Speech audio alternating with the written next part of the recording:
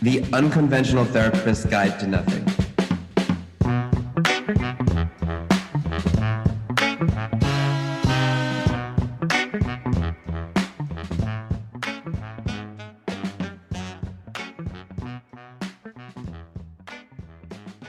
Hey everyone, we are the Unconventional Therapists, and this is your guide to nothing, where each and every week we take a topic, theme, or thing, overanalyze it, and make it all make sense in the scheme of life, living, and mental health. My name is Dave. I'm joined here, as always, with my co-host, Greg. What's up, Greg? What's up, Dave? I feel fine. And you've been trying to tell everyone that I haven't been feeling so hot. I feel like you're sick. You sneezed earlier, and I'm convinced you are sick. We just want people to feel bad for you. Like you're doing this podcast with a sick person. I've just been taking care of you for so long, and I just want people to understand that. Right. So, Dave, listen, this, ad nauseum, I've talked about self-deceit and my feelings about how I think it's a huge, maybe the biggest contributor to mental health issues. But something much worse is knowingly deceiving others. Today, we're talking about Munchausen syndrome or factitious disorder. Yes. We're going to at least start off by calling this a mental disorder, and by the end we'll see exactly where we land on that. Yeah. I don't know if we land. I think it's safe for us to use Munchausen, as that's probably the most commonly used term for this. Yeah, they're both hard to say, so it's like pick your poison on this one. Yeah, I don't think too many people are going around saying factitious disorder, but that is what it is medically referred to, I believe. Right. And should it be even have a label? I don't know. I want to get to that towards the end, because that's going to be the biggest question that I want to answer this podcast. Is this a disorder or not? Or is this just like giving a name to really terrible behavior? So what we're talking about here is it's deceiving others by appearing sick or making yourself sick, purposely getting sick or hurt, or just, understanding symptoms and diagnostic criteria and all these things, and tampering with tests. The key here is to make this a disorder. There can't be financial gain or even like empathetic gain or any kind of benefit at all. So the deception has to continue on without any reward. Dave, do you understand? So when you say empathetic reward, explain that further.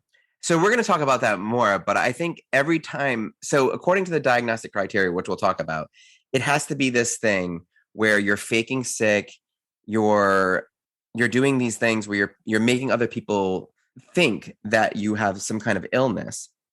But according to make it a mental disorder, there can't be any benefit.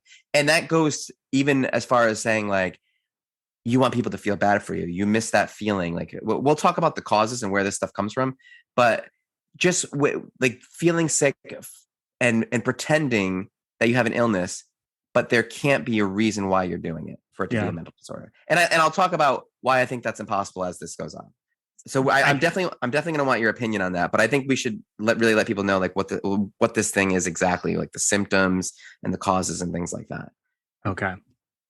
So the symptoms is the symptoms are weird because knowing medical knowledge and terms, and you have a condition that doesn't respond to standard treatment, right? Like, so you have like, maybe you have like pretending you have strep throat, for example, but the antibiotics aren't working for you. Frequent stays at the hospital.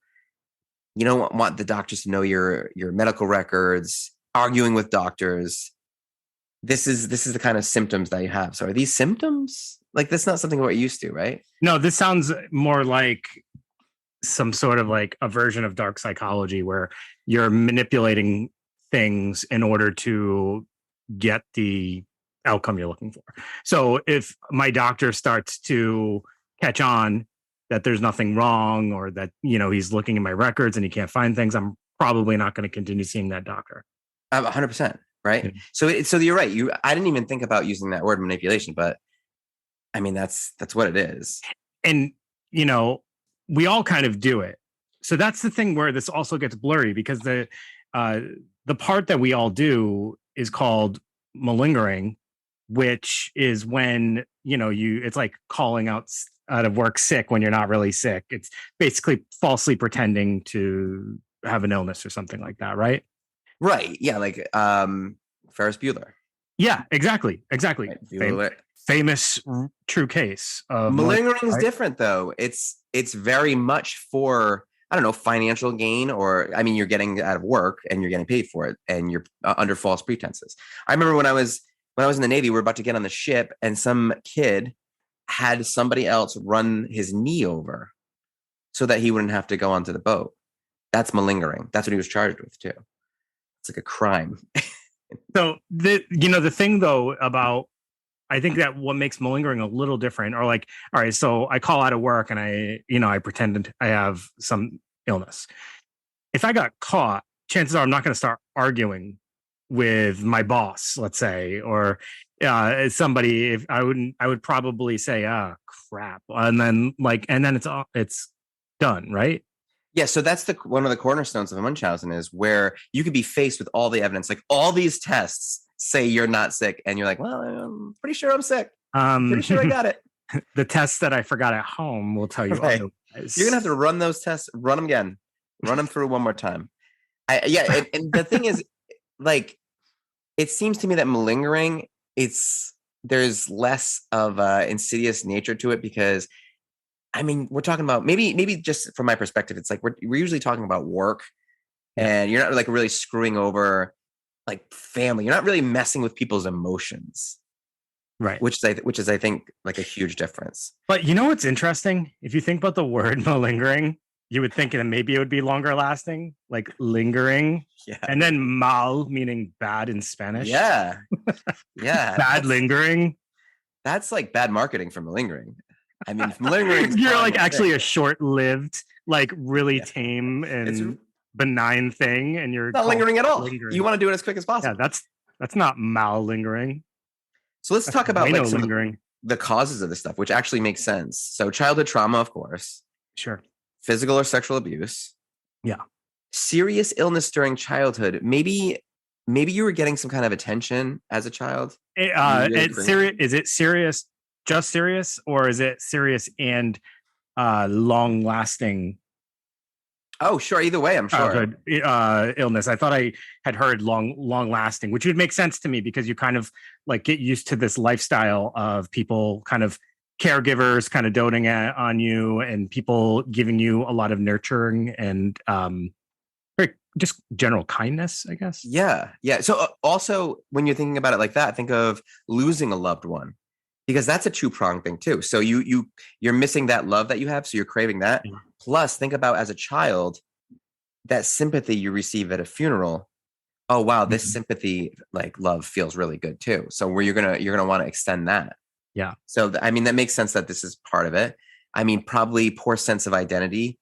There's most likely there could be personality disorder stuff going on here, right? Yes, for sure.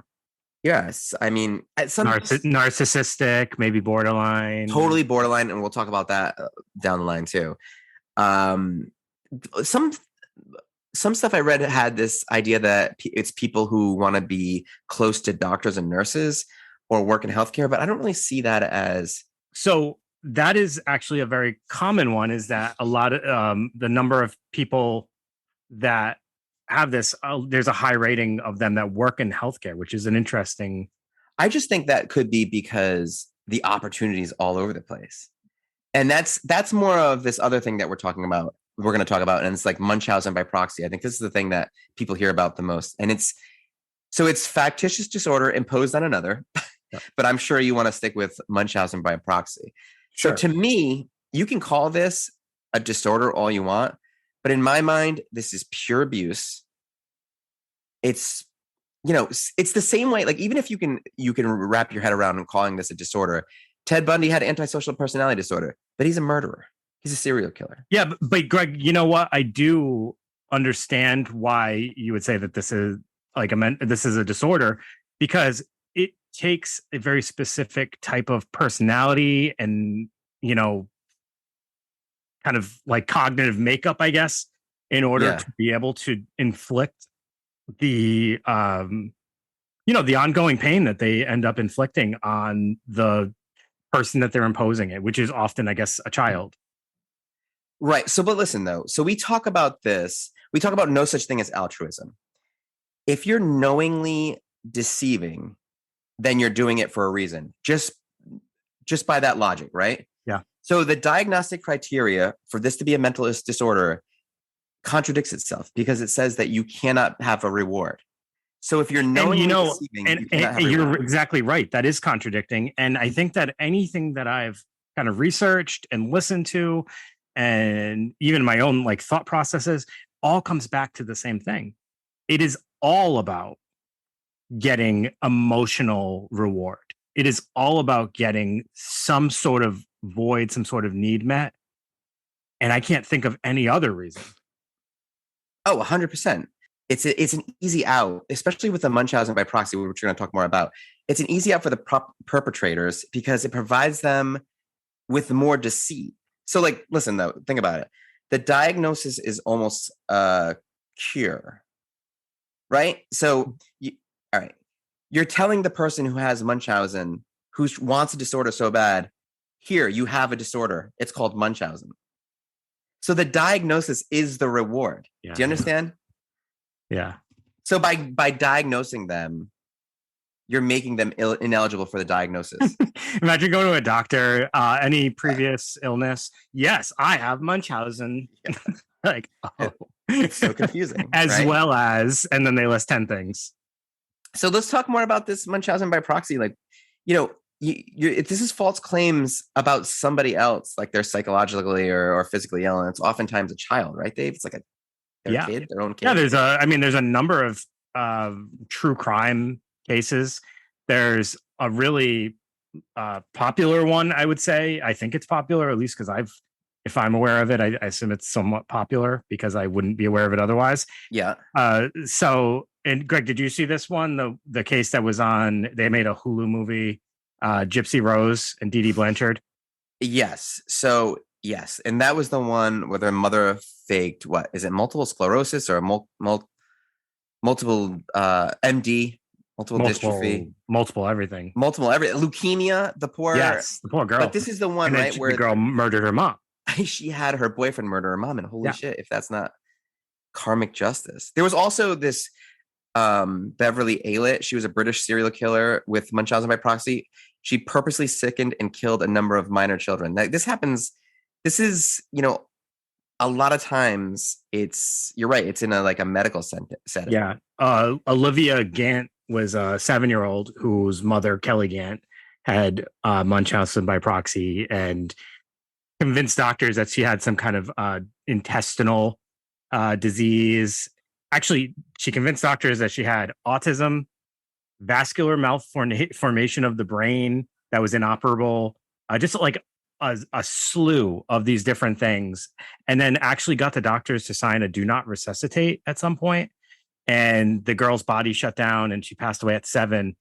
A couple, I think it was a little bit later, maybe a couple of years later, she brings in her other daughter and tells the doctors that her daughter is having bone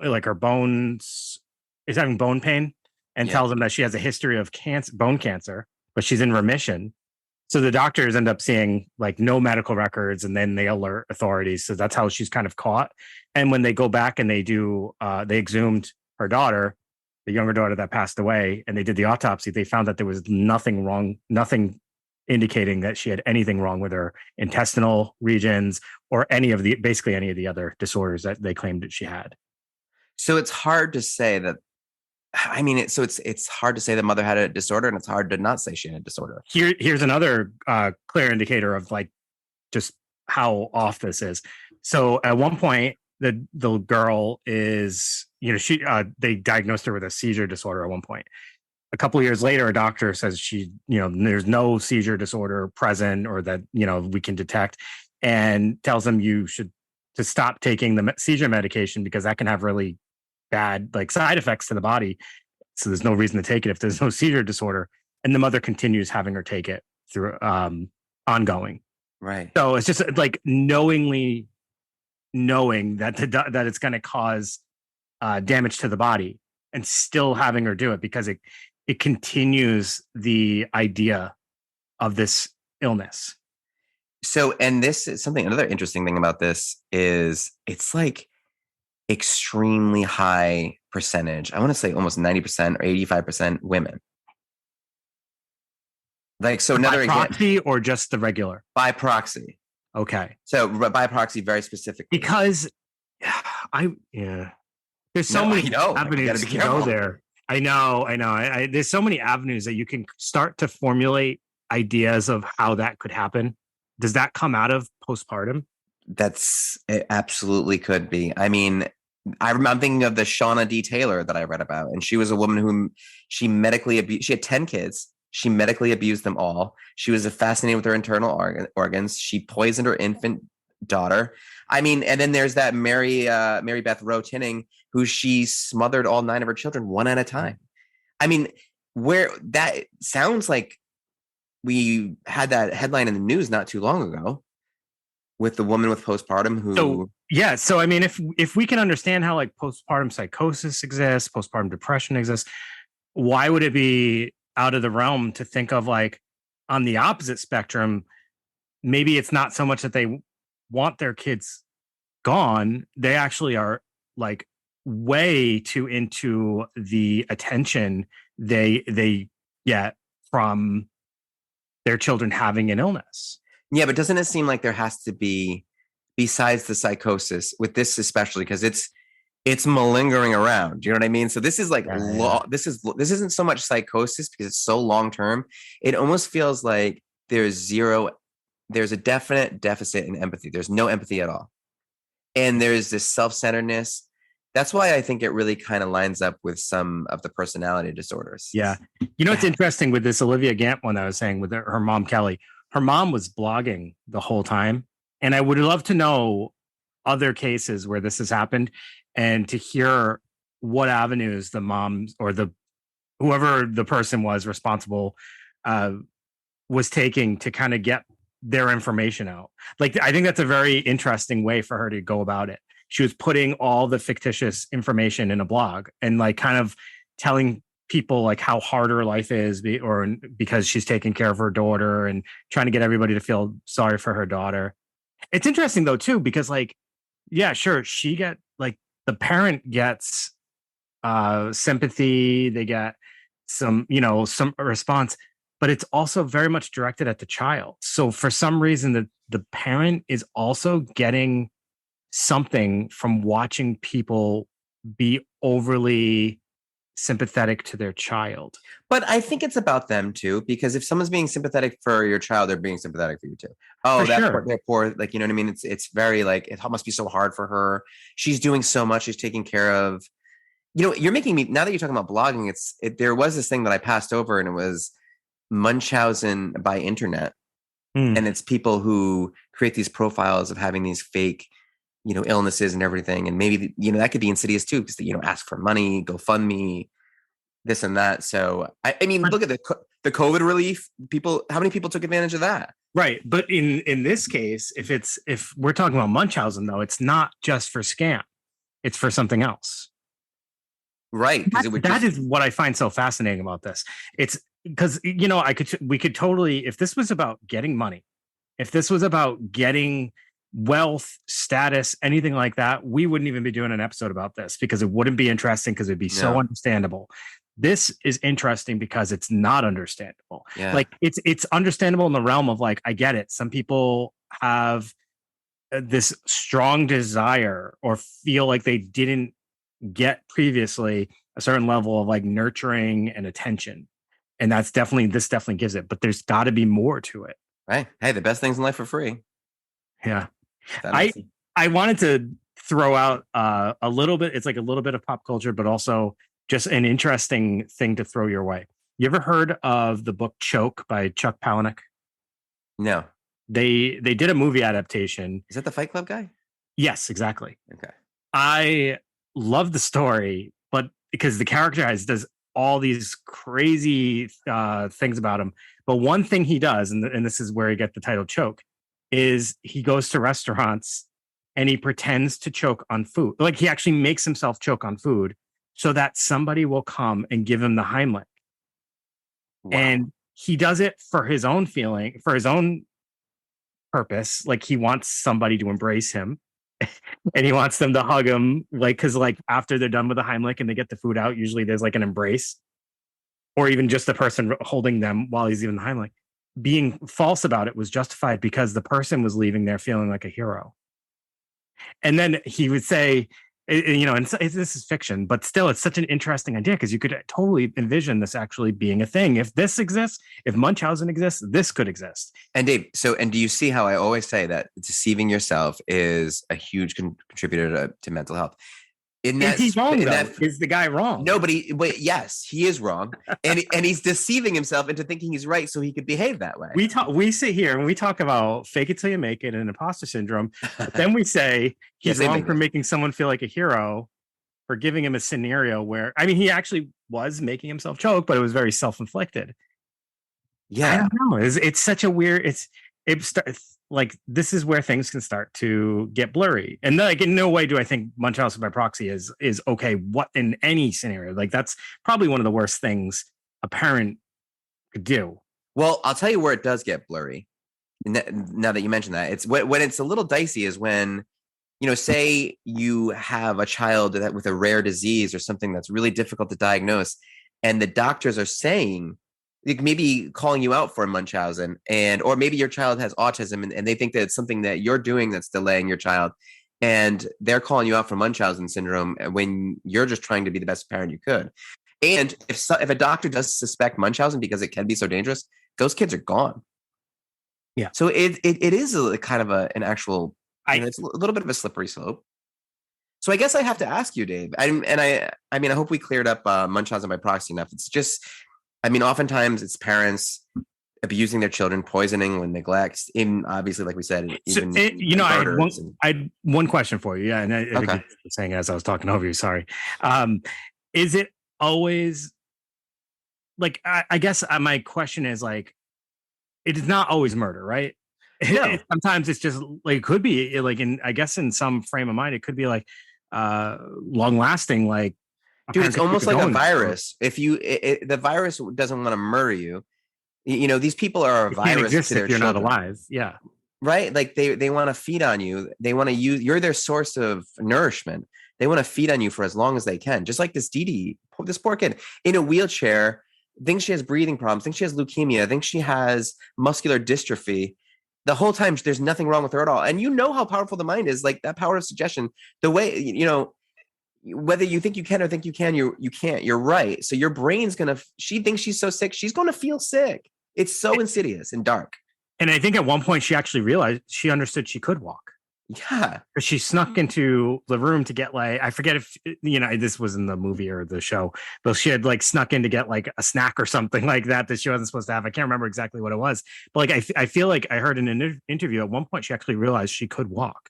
But still had to pretend she couldn't because that's the story that her mom had been telling. So let me ask you this. Is this an actual disorder? Is this legit? I mean, everything about it screams mental illness to me. So I have a hard time like not seeing it in that light. Like I have a hard time if it's not a disorder. Let me speak your language for a second then, right? Yeah. So like the lore with, demons, for example. Yeah. If you are able, well, this is as far as I know, growing up Catholic, and through various like scary movies and whatnot, when you know the name, it takes away the power, right? My problem with this is giving this a name, giving this a diagnosis takes away the responsibility. And I saw that point, like when you were saying it earlier, and as you're saying it, I'm actually now starting to also see a flip side to that idea. Yeah. Where somebody has this diagnosis. Yep. And now suddenly, it takes away. Are we saying the same thing? Actually, it takes away their ability to continue doing it. So you're saying the diagnosis by giving it a diagnosis, it's creating awareness for the people that are surround them that actually would need to know if that information is passed on from provider to provider. But it also allows them to say, look, I can't help doing this thing. I'm not responsible for hurting my child. I have Munchausen. I'm a Well, Munchausen. I don't think that would fly. Right. That's what I mean. I don't think that would fly. I feel bad as a remove that therapist. child. If someone, obviously, if you have Munchausen, you're not going to be looking for. But is that how it works? Is that how it works? Like, did they come in and like tell us and be like, I think you have Munchausen by proxy, and then like this is our plan. No, we would never land. I don't think we would land on that until it was too late. We'd be calling DCYF right away. Absolutely. But that's sorry. But so that's the thing. Like, but what about regular Munchausen? I mean, so I was actually listening to a really interesting source where there was a doctor talking about working with patients who have it and addressing it very directly with them, calling them on it and seeing improvements with them. So it is something treatable. It is something that they have to actively work on, but it almost reminded me of listening to somebody talk to about the way that they would work with a substance abuse person. So you know I guess my thought is like, what does treatment look like with something like this? Yeah, that's a great thought. It's what would that look like? Because I guess it would have to be, almost that Socratic questioning where you're if this is true, then this can't be true. Like almost trapping them into their own lies. And I think that's why you can see this disorder has a really high rate of suicide. And I think when the suicide happens is when you've been called out on so many lies where there's no really backing out anymore. Actually, I remember at least seeing this Catfish. Remember that show Catfish? There was this dad and he was pretending to be like a younger guy and he was talking to this really young girl and she had left her boyfriend from him and he was living this fake life. And in the end, all these things started happening. Like his wife found out, his kids found out, that girl found out he was actually an old man and was like looking down at him. So when all these things finally faced him down, I could see where suicide would be a risk in that situation. Yeah. In that case, he actually murdered the old boyfriend, but wow. Suicide would be another way. I mean, I could see that. So Greg, for as far as like a therapeutic approach, yeah. For people who are interested in knowing like what kind of therapeutic approach would work, I've heard that a combination of like psychoanalysis type of work, which is very, how would you describe psychoanalysis? Like very interpersonal, right? Well, it would be like they'd probably want to talk about that funeral when your loved one died and what it was like for you, and what those feelings were like, and you're searching for that. It's psychoanalysis is going back to your childhood and finding out, because essentially we really are, reflections of the way we were treated as children. Yeah. Right. And which totally makes sense in the realm of this, because we're, we're thinking that this is probably something that, was fueled by an event as a child. And then the other combination with cognitive behavioral therapy, which we won't describe because we're just going to have to go back and listen to last week's episode. Yeah. And you'll be an expert. And leave a rating and review. No. So, I mean, yeah, I think that, what's interesting? Let's talk about pop culture for a second here. Because the first time that I was shown this concept of Munchausen. I'm already going to know it. I'm going to tell you. Go ahead. Sixth Sense. Yes. It was Sixth Sense. And what was that sequence Misha Barton in Sixth Sense. Okay, so I didn't know the actress's name. But what happens, Dave? What happens in that scene? This is a powerful scene. Yeah. She is... It's Munchausen by proxy. Right. Her mom is feeding her soup, and we learn that she's, what is it, antifreeze?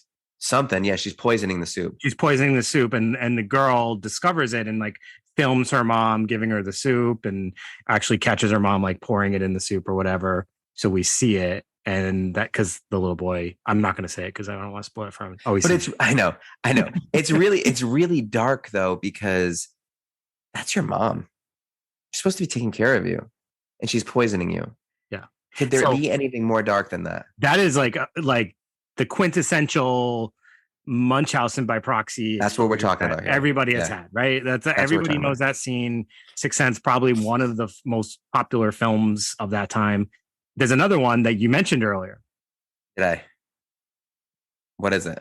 What author did I mention? Oh, Fight Club. Fight Club. Okay. Munchausen. Really? They bounce around to different, what we call it?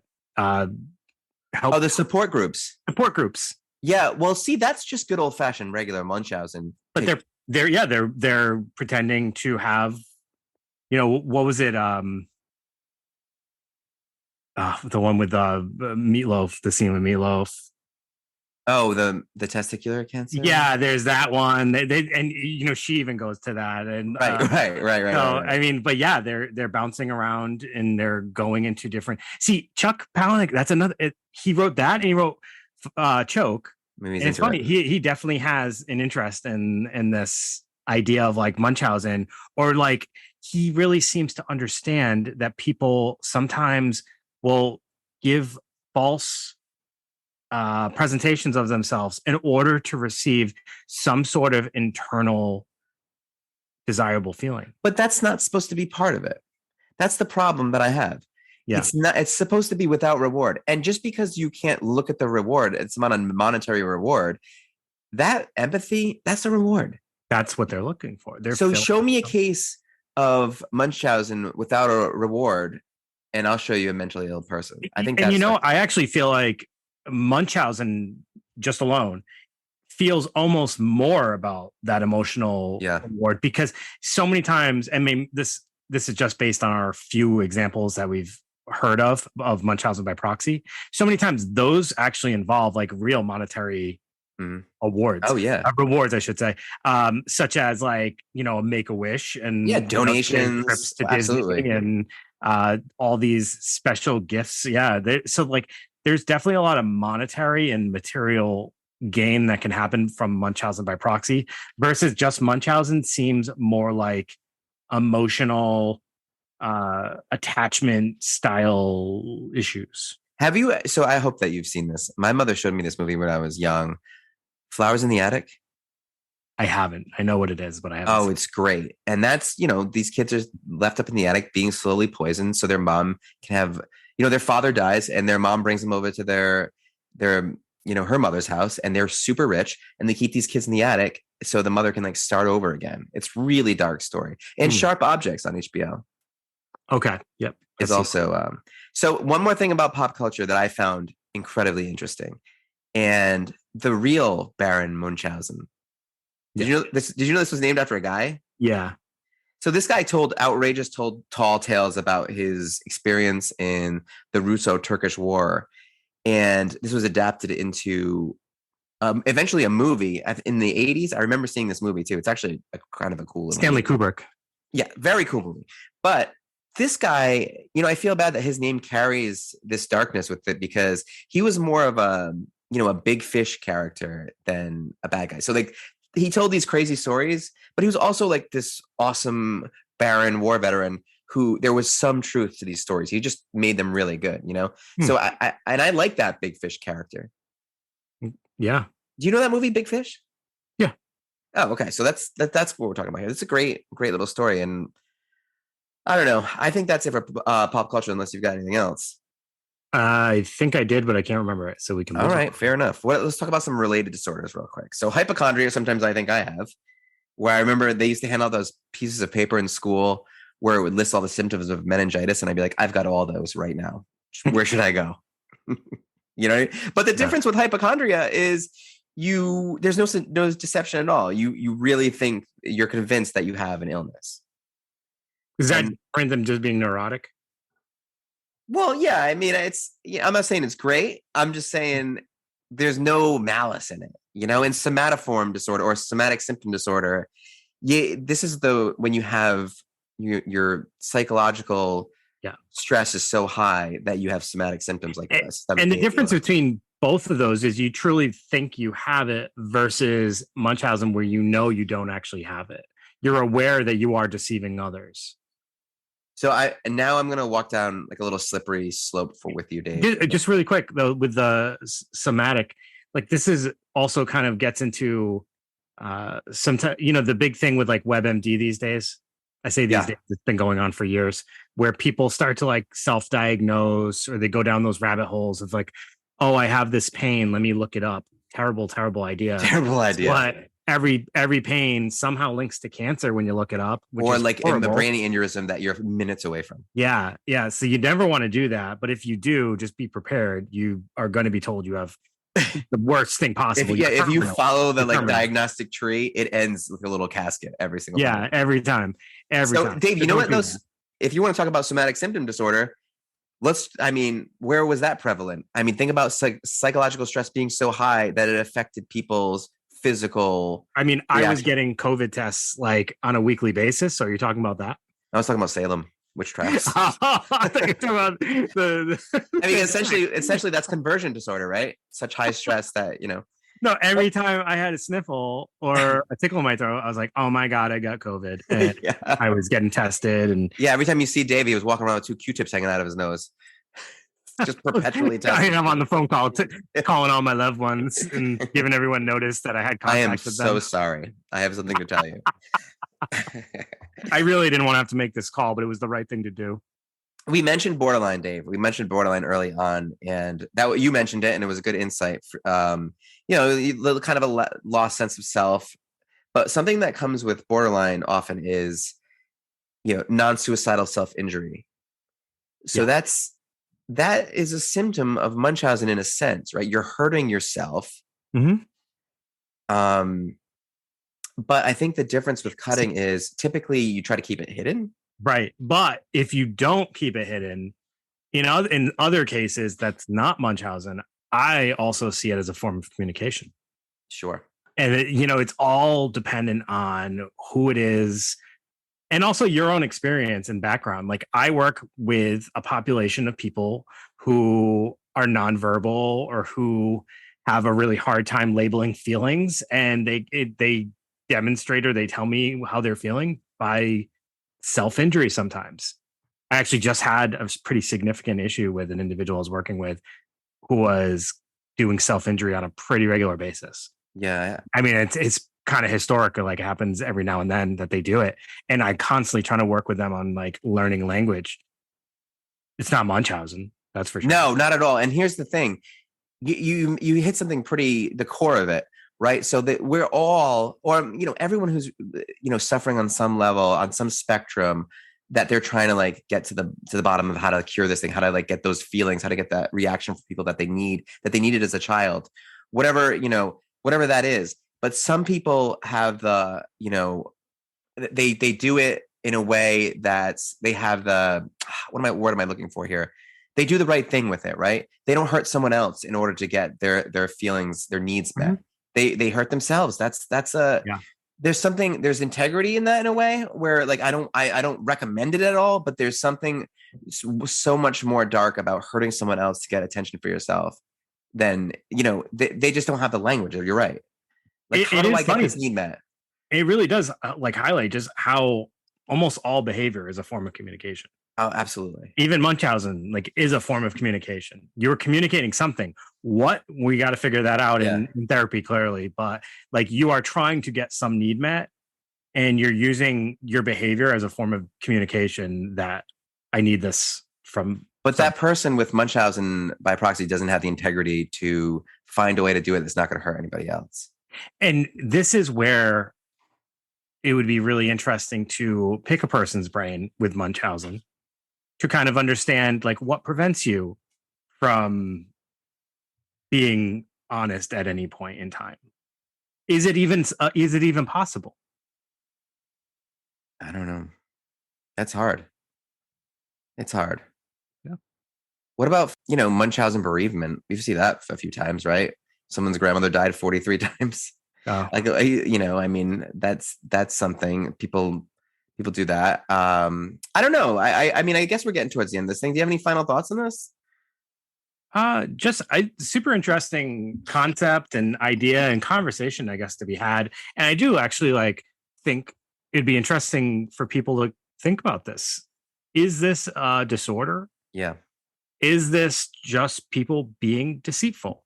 And is giving this disorder, is giving this a name and a disorder actually beneficial, or does it kind of exacerbate the issue? I don't know. All right, I want to know. I'm curious where you land on that, because we did kind of preview that. To me, deception is the ultimate evil. We learned that 7 Deadly Sins. I bring up that episode all the time. So it's one of my favorites. But the darker ones were the fraudulent ones. Yeah, I still kind of tend to lie on this feels like mental illness. So I think it's a disorder. I do think that there is some benefit to having a label, so we have understanding, and it's something we can actually like write about, and we're giving it a word to label it. So as healthcare providers and general public, we actually just understand what it is that this person's doing. Because if you don't, Greg, think about the alternative. If we don't, and this is actually like a thing that some people are gonna do or gonna experience, then every time that happens, they are just going to be shamed and demonized for something that might actually be part of a mental health disorder. So, but doesn't creating the disorder, creating the actual label, in a sense, doesn't that allow for people to gravitate to it? So, like, if you don't have the label Munchausen, wouldn't there be less people who start exhibiting the behaviors? It almost seems like if you put that label out there, people are gonna meet it somehow. And this is where I always challenge: is it that more people are becoming it because now there's a label, or is it that we're just labeling more the people that have it, which we weren't doing before? This is like the autism spectrum discussion that I have a lot, because I hear that all the time. Oh man, everybody's being diagnosed with autism these days. Is it because we're way more aware of the signs and symptoms of autism, or is there actually more people with autism being birthed? I don't know. I think we're labeling people more because we're getting more familiar with the signs and symptoms, or people are being, over labeling at times. I'm sure that happens in some places. Obviously, we do our best. Anyways, the question though, are they better off for the diagnosis? Yeah, I think the people that get it, a lot of times I think it's 50-50. I've seen 1,000 times where like people are like, I really want to know. I feel like a lot of people come in, I feel like I have it. I think it's like, there's not too much shame. A lot of people come in and say that, like, I think I have autism. I get that. I do. Quite a bit. Well, Dave, this was a fun one. Hopefully people get something out of this, because this was a good one. This is a good conversation, I think. I think I land, just to be fair, I think I land in the area of, I don't want to give Munchausen by proxy. I don't want to say that that's a disorder. I want to say that that's a criminal. Okay. And I'm saying I think it's a disorder. And here we are. Here we are. Not that anyone really cares what our but anyways, thank you everyone for listening. As always, if you like what you hear, we would appreciate the feedback. Leave us a review and a rating. Apple Podcasts is a great place to write those thoughts down, and we would love to hear them. So thank you very much. We'll be back next week. Everyone have a great night.